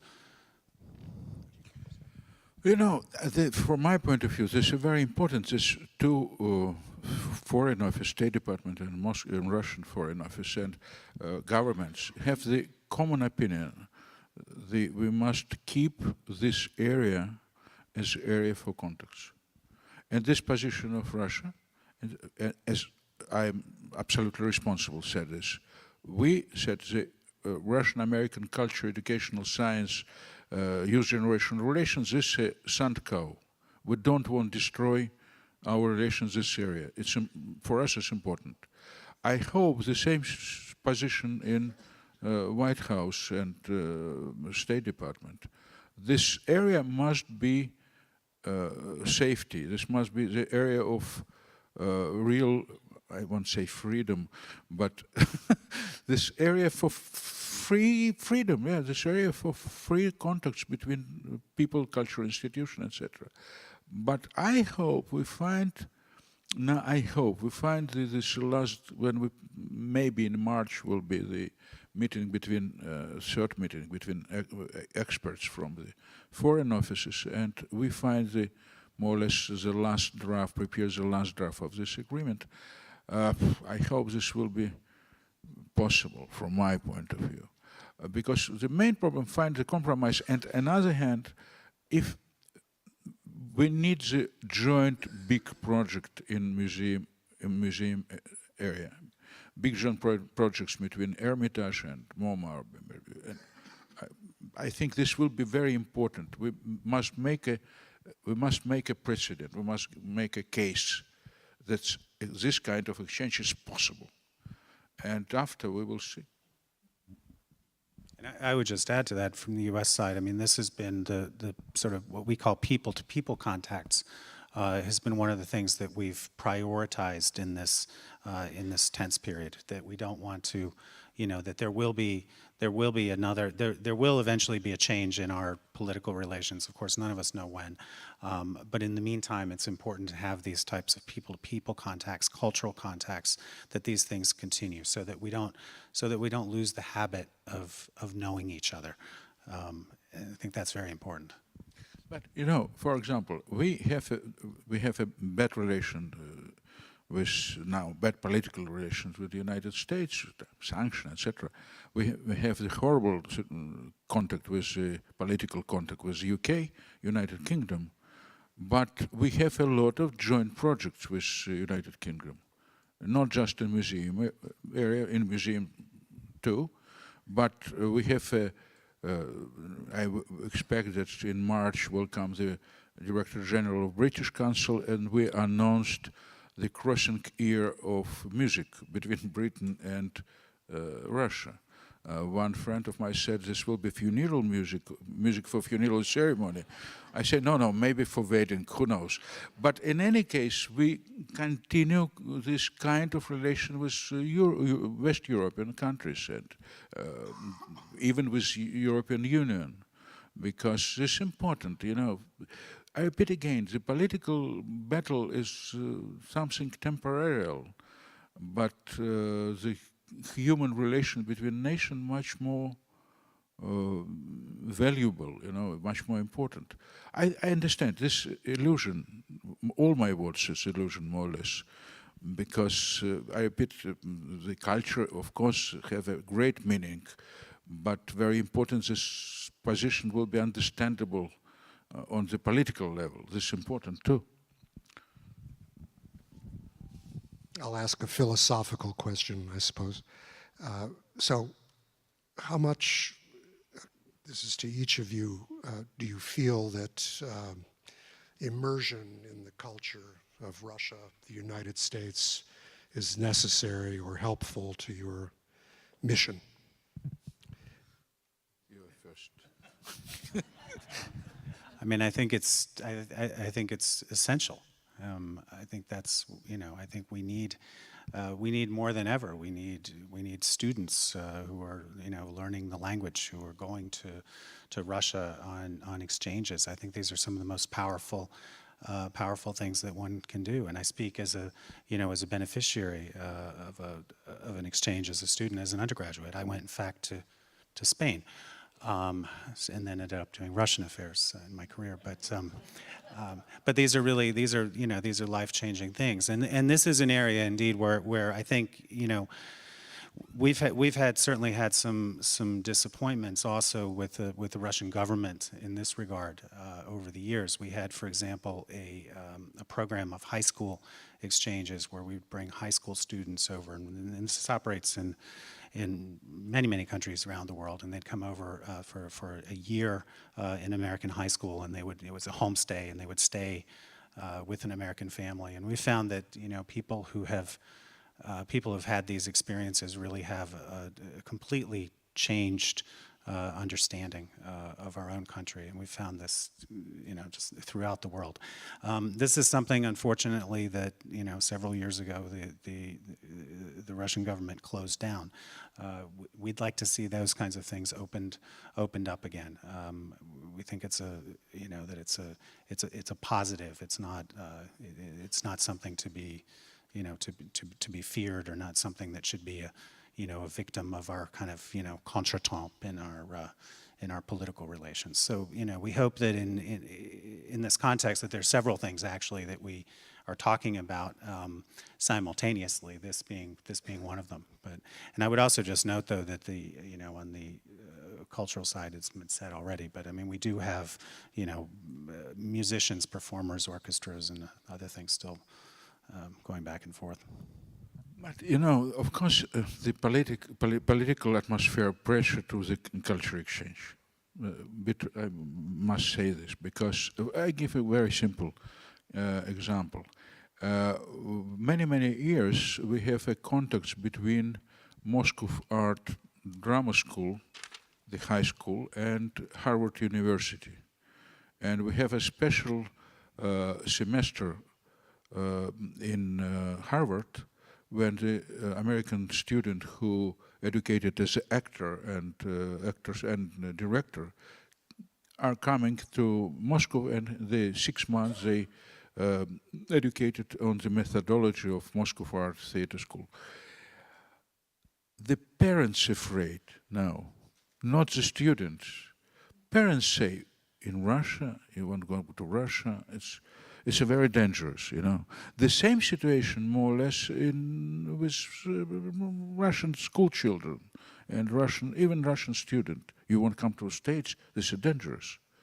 And I think this atmosphere not so well. And I repeat again, the big culture projects give an example of trustee. This is the main problem. Because, I wasn't in States 5 years, maybe. And I met people in New York and Washington, D.C., and here in Dallas. No problem. No problem. And the same when American funds came to the Moscow Football Cup in summer, absolutely frankly, no problem. And, I repeat again, the American culture permanently exists in Russian life. Permanently from the 19th century, From the 19th century. Now we find the marvelous letters by the Tsar Alexander I to President Jefferson. Marvelous, absolutely frankly. 10 years ago, we printed the letter between the Tsar Alexander II and President Abraham Lincoln. All letters start the honorable brothers from Tsar to your president, and it was the same absolutely sentimental answer. How important the Russian-American relation, blah, blah, blah.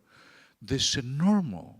That we have a great history, and we don't, very stupid if we crash and ruin this all positive positive pages of our history because today exists some political problem.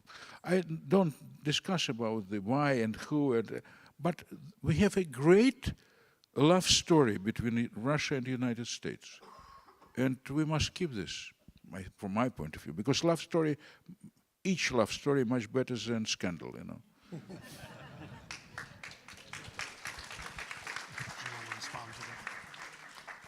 Well, I fully agree, and I've been on the other end of phone calls from universities, indeed from members of Congress, asking, is it safe that my son, my daughter, my niece, my nephew goes to study in Russia under the current circumstances? My answer to that has always been, absolutely, they should go, now more than ever.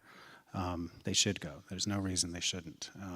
So I think it's important on both sides to sort of counteract these myths that have developed in that regard. And you know, one of the problems, Professor Piotrovski said that we have not, unfortunately, a lot of American arts in Russian museums. And we prepare today the big exhibition about the American arts from the varieties period, you know, contemporary or pre-Columbian. This is not so important.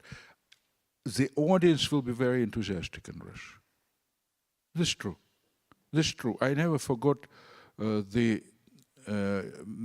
sorry, my finger is bad manner, you know. I'm not diplomat. I'm from theater, you know. When in MoMA was a great exhibition, composition, I say 9 composition by Vasily Kandinsky. This was a great event for both countries, great.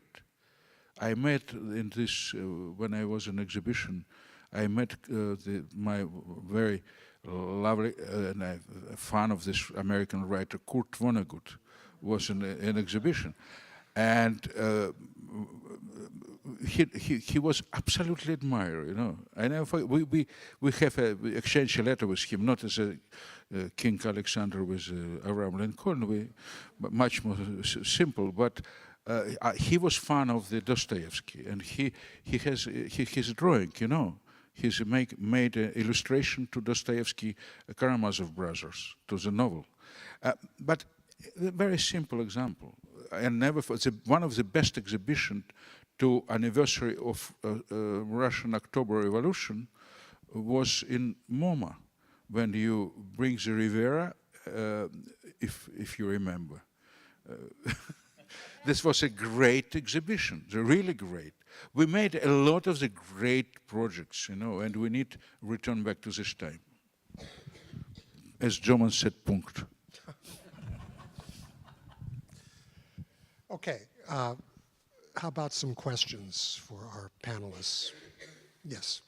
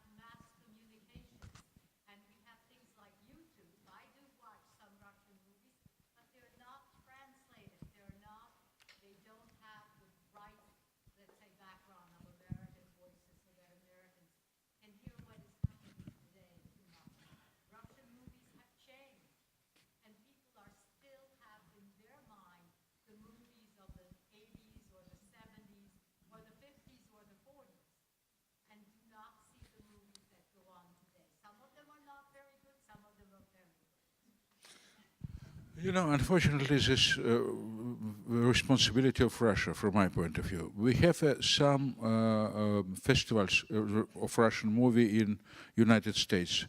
Some of them in New York City, some of them in Washington, D.C., some in California, Los Angeles.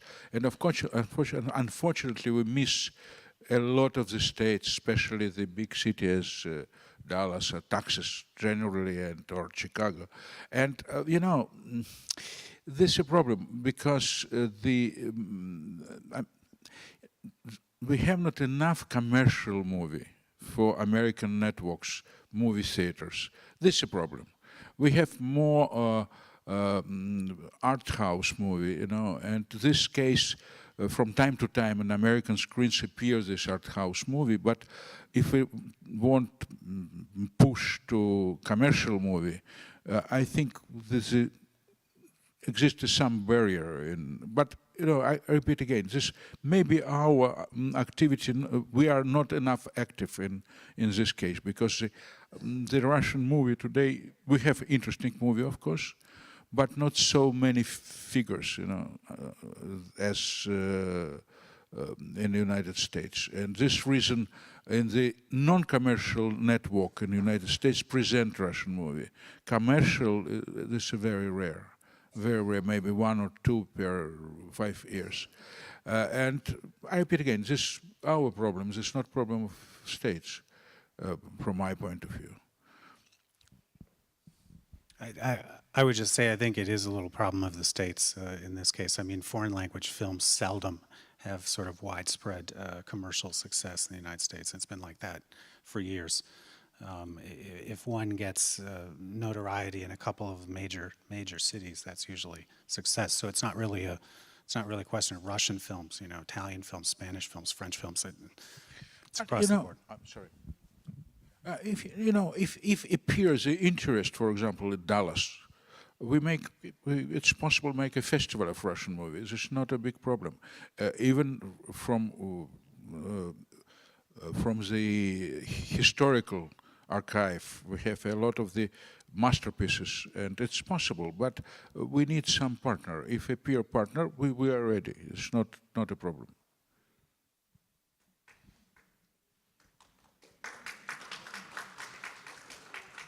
Yes.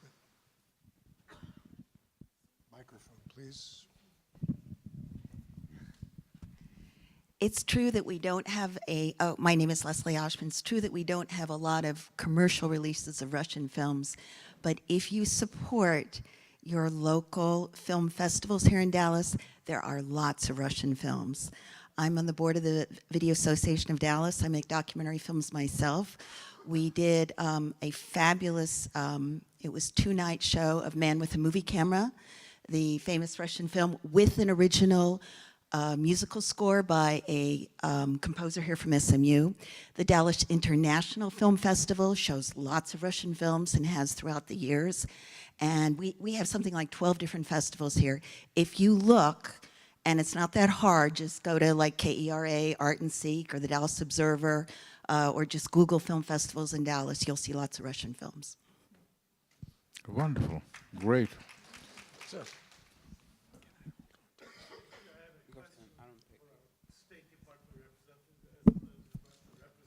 It will be better in mic because people are not listening. As you know, for a long time, there was quiet diplomacy. And a lot of things were resolved and sort of shelved and picked up again and discussed again. But in today's world, we have such a loud, media-driven diplomacy. And it must make your life very difficult at the State Department, particularly. I don't know on the Russian side, but here at the State Department, you must face so much pro and con oppositions to what you try to do and quietly try to achieve something. Is it really possible in today's world where everything is driven by media negativity, even when you're trying to do a great job? Well, that's a very good point that you made. I mean, I fully agree. I mean, it's, you know, we're in an era of sort of instant news, instant media. We're in an era where there's an expectation that sort of everything is transparent and visible, which certainly has its value. But in diplomacy, there's also a value in being below the radar and having quiet conversations. And being able to work on difficult issues kind of outside of the media spotlight or the political spotlight. So I think that sort of applies. I think that sort of applies generally in our era. I think it's, you know, one could even say there's a similar trend going on in politics, where we have, you know, TV cameras on all the time and the like. I would say in the current context with Russia, that is many multiples more difficult than it ordinarily would be, just because it's become now such a sensitive issue here in our own country, relations with Russia and questions relating to Russia and questions as they relate to our own domestic politics. So it's become very, very hard to sort of find that kind of quiet space to do this. And I think that's something that's a factor that's inhibiting us. You know, when appears a positive case, the media immediately covering this.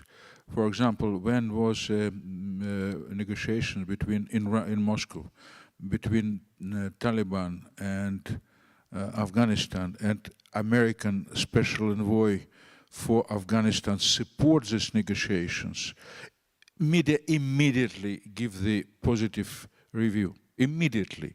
But unfortunately, we have much more contradictory point than positive, and this is a problem. And of course, the press now media now is much more powerful than from time to time themselves, some another institution.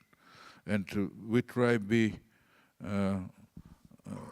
keep the peace between governmental institution and media, because this is not so simple. Media have their own life as court, you know, as I know. Yes.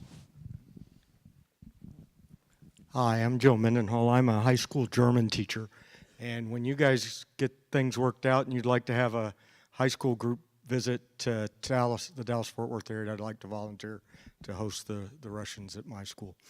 My question is, as we talk about the politicians being a stumbling block to this, and there was a time when there was a parliamentary exchange between the Duma and the Congress. Under our current conditions, I mean, there are no American and probably no Russian politicians that would be caught dead talking to a Russian politician. How do we get past that? Well, I think there actually was a delegation of U.S. senators who went to Russia last summer, but that was the first time in a long time, and it's a rarity. I mean, that channel of communication has also become very, very encumbered by everything else that's on top of it. So I think, you know, some of this is a question of time, and we're going to have to simply kind of move into whatever the next period brings us. But you know, it's a very, very it'd be hard to exaggerate how polarizing and controversial issues related to Russia are right now in Washington, and particularly on Capitol Hill. So I agree with Mr. Berliner, because you know, this is a question of time. This is a question of time, because of course it's necessary to make a contact between Congress and Duma and up chamber, but I think now they're not ready yet. Maybe they needed times, but this is necessary, of course, because the broken understanding between each other. You know, this is a problem. I mean, you know, one thing that we frequently say, both publicly and also privately in our conversations with Russians, of course, we need to, you know, ultimately we're going to have to address the issues that sort of brought us to this breakdown as well. And so until we address those things, until we're able to find a resolution of those questions that's satisfactory, it's going to be very difficult to move forward.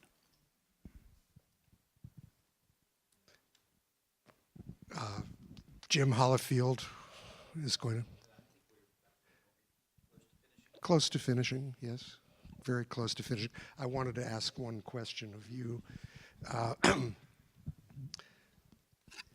Okay, you were the head of the Russian desk of the State Department, and that seems to be in a tradition of William Bullitt and Averell Harriman and George Kennan and Jack Matlock. I mean, do you feel the weight of the position, the honor that has befallen you in this world? I mean, I mean, it's a serious question. I mean, do you feel that the place of Russia is secure in importance in our State Department, in our overall foreign policy, in our, you know, sort of attempt to solve the world's issues? I mean, is this a high priority? Well, I mean, of course, being the director of the Russia desk in the last couple of years has not been easy. It shouldn't come as any surprise. But, you know, I, for one, have approached this always from the perspective of, first of all, Russia is a country I've had the privilege of living there, of learning the language, of getting to know Russians, of getting to know its culture. And so it's a country that I've always had a great deal of admiration for in that regard and liked. And I think that's something that's shared by most of my colleagues in the diplomatic service who have lived and worked in Russia. It's also, of course, one of our most consequential and most difficult relationships internationally. And it is, you know, it is one where we have not only, of course, bilateral challenges that we're trying to work out and find a way forward, but we also have many, many international challenges where more often than not these days, unfortunately, we find ourselves on opposite sides of these questions. But nevertheless, Russia, of course, remains a very, very consequential country internationally. And so I think for our own country, this is something that, you know, we have to, we can't simply, it's not something that you can ignore, right? It's something that we have to work on going forward. So I hope that we'll, you know, I hope that we'll be able to do that. I hope that we'll be able to, at some point, find common ground, whether it's on, you know, these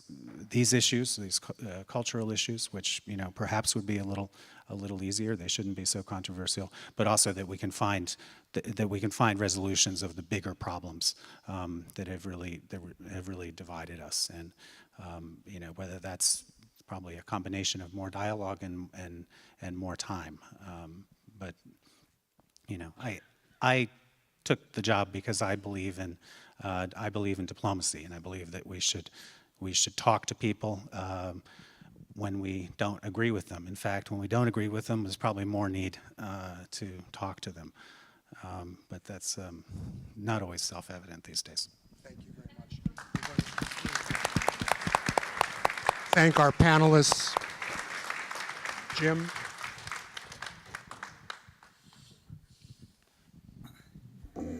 Well, I just want to make a few points in closing, and hopefully all of you, and I know a lot of people are watching this, it's being live streamed, you will know that the beginning of the end of the new Cold War, you know, started here tonight in Dallas at the Meadows Museum.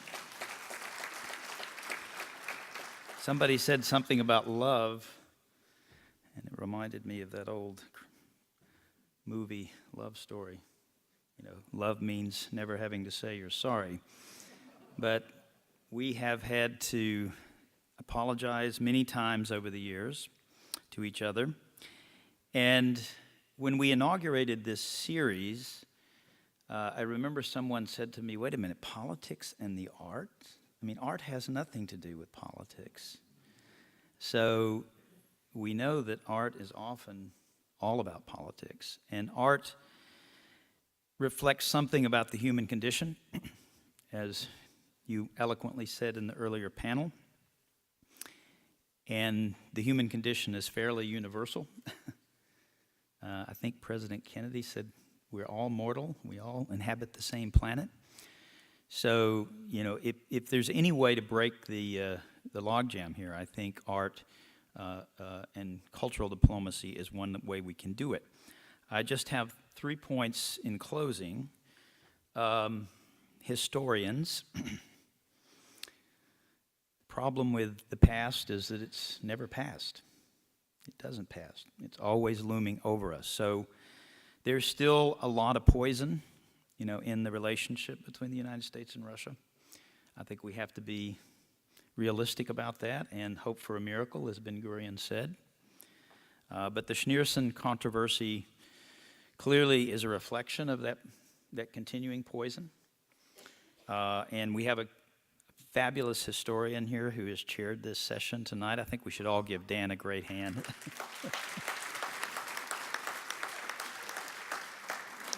I don't know how many of you were here when this new museum was inaugurated, but I remember King Juan Carlos, who made a historical point when he opened this museum and made the sign of the cross over this great collection of Spanish art. And he said, looked around and said, Texas is a really nice place. I don't know why we ever gave it up, Spain.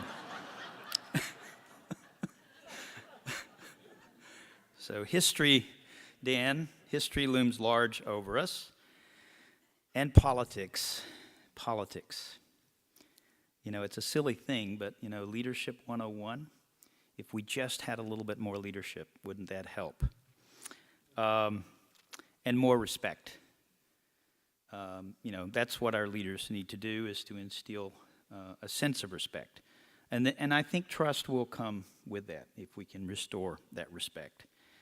And I would be remiss, I'm looking around this room, we left the most incredibly important profession out of the discussion. There wasn't a single lawyer on this stage up here. I know there's got to be a lawyer or two in the audience there, and I'm not going to quote Shakespeare that first we shoot the lawyers. But the lawyers are really at the source of some of the issues and problems here. And the lawyers, the legislators, the politicians, you know, they have to fix these laws. I think the Russians have a point. You know, I can see why they're very fearful of sending artworks here. I mean, it's no question about it. But, you know, we got a lot of lawyers in this country, and we should have some good ones and some good politicians who can plug the loopholes in the legislation and start this exchange again so that we can come back to focus on the human condition and the thing that links us all together. So just remember, those of you watching out here, the beginning of the end of the Cold War, I won't call it a reset, Mr. Berliner, but the beginning of the end of the Cold War may have started here tonight. So again, let's give our panelists a great hand.